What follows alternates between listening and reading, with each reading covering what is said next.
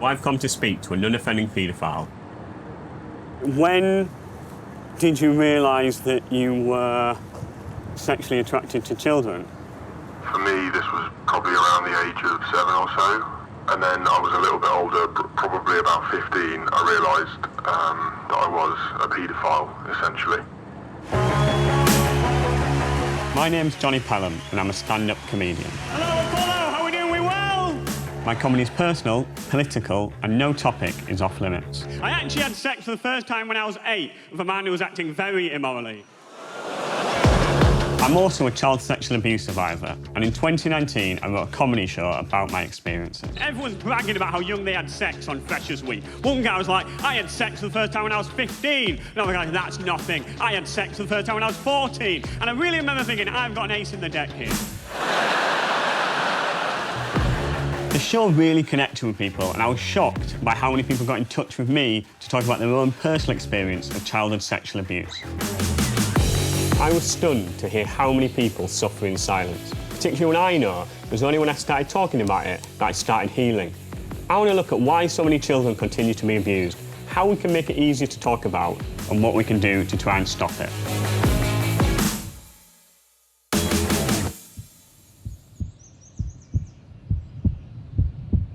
Love knows no taboo.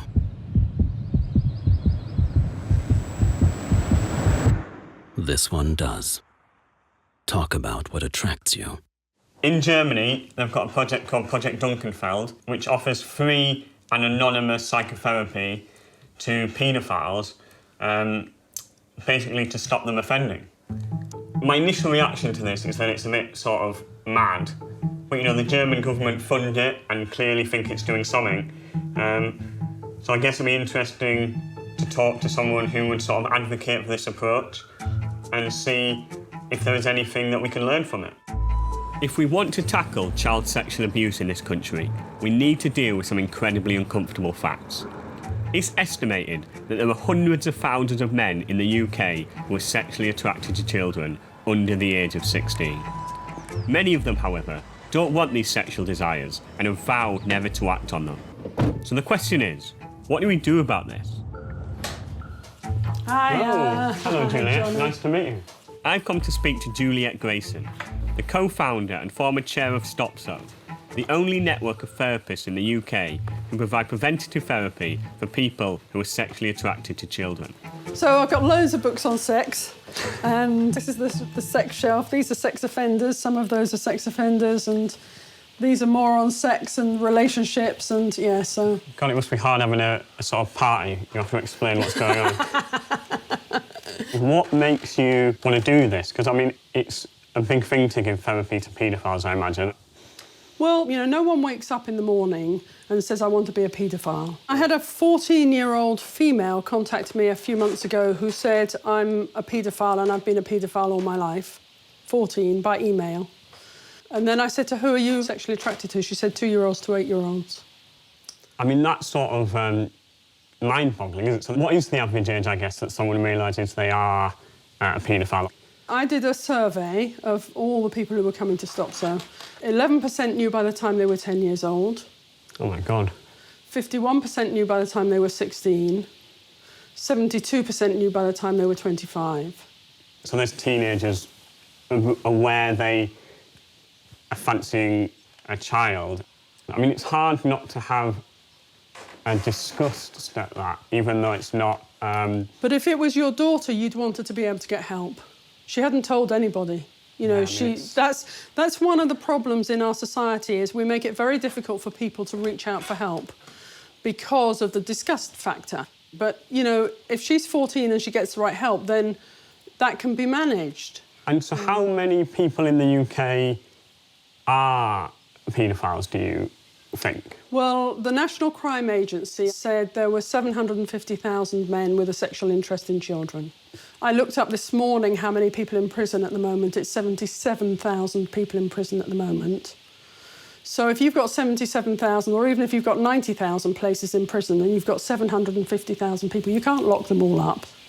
So if our job is to protect children, and that's my absolute priority, in order to do that, really we need society to do a rethink and to open themselves up to the facts that are out there.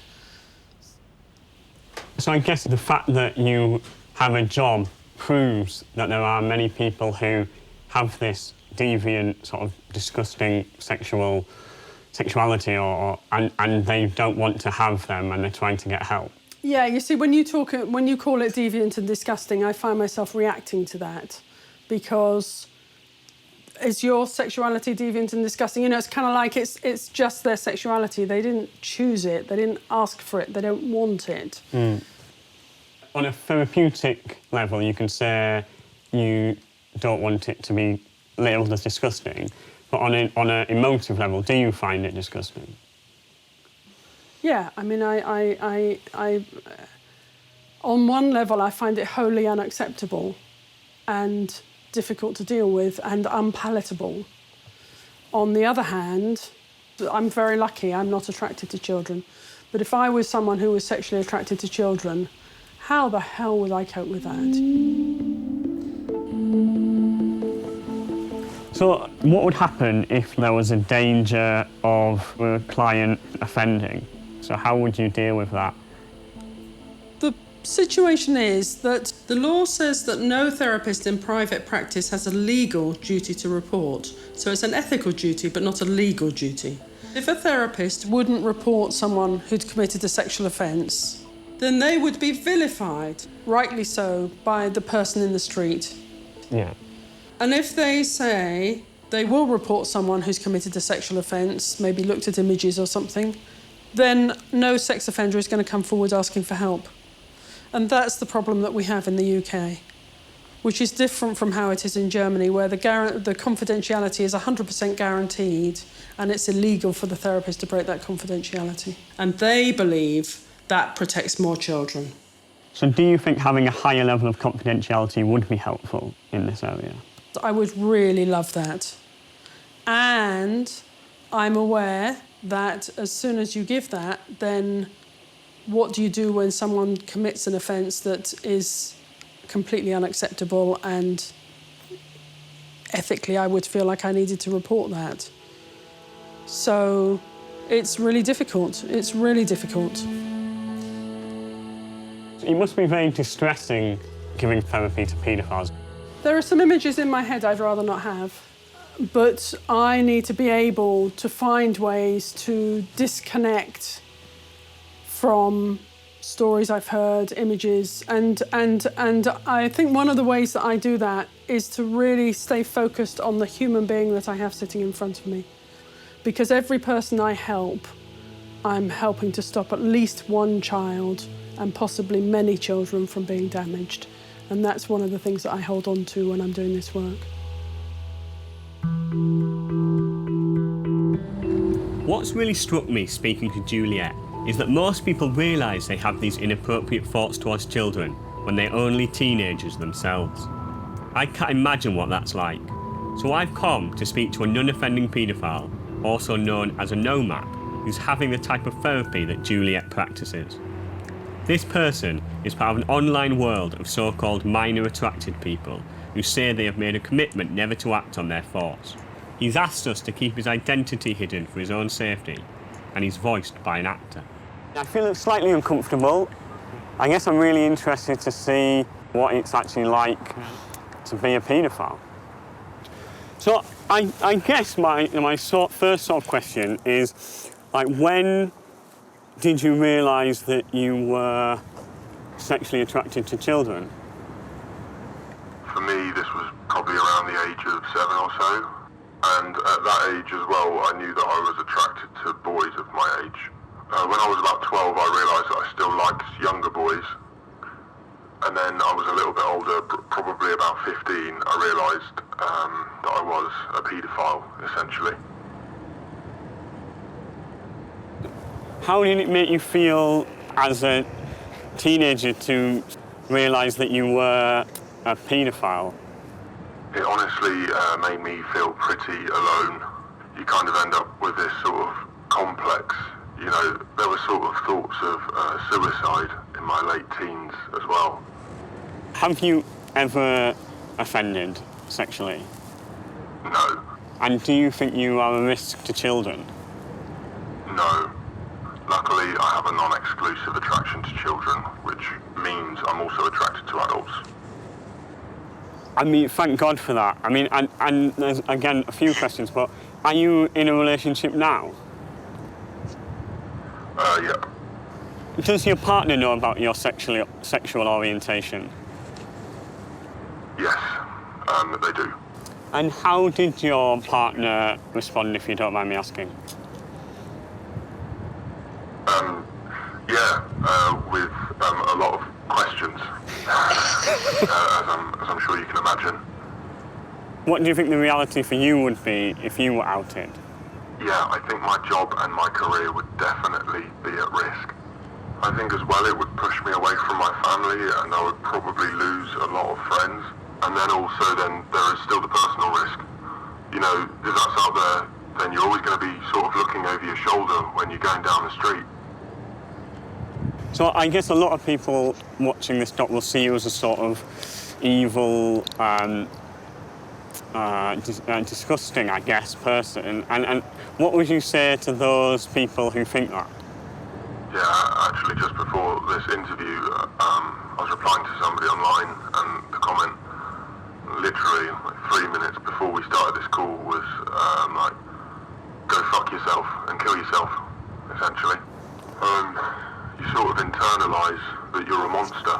In the past, it came very close to the point where I nearly committed suicide.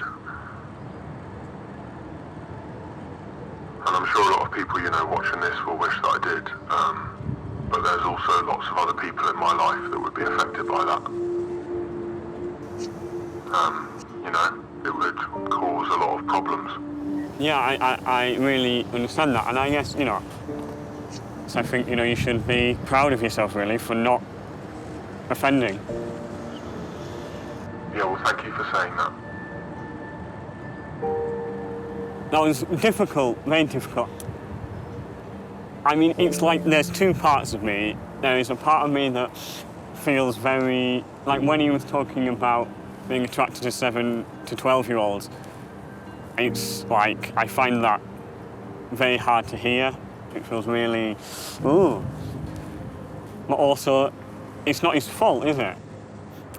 I am full of admiration for the fact that he has decided not to follow through on that sexual orientation or, you know, or whatever it is. Surely it's about making that distinction between a thought and an action. These people can't control what they thought. It's an illness. It's like, you know, getting cancer. It's not something you choose. And then going, well, what they do choose is whether or not they're going to act on it. And if they act on it, then, you know, fuck them, really. I think they should go to jail for a very long time for ruining a child's life. And if they don't act on it, though, then they've not, you know, they've not done anything wrong. If the support and if the therapy had been available to your abuser, do you think things might have turned out differently for you? I don't know, is the honest answer, and I guess I'll never know. Because there's a chance he could have been pushed down a different path. So yeah, I mean, it has crossed my mind, and I guess I'll never know. But the method we currently have to deal with it certainly didn't work.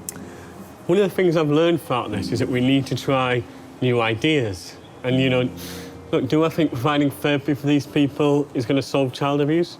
No, I don't. But do I think it would result in less children being abused? I think I do.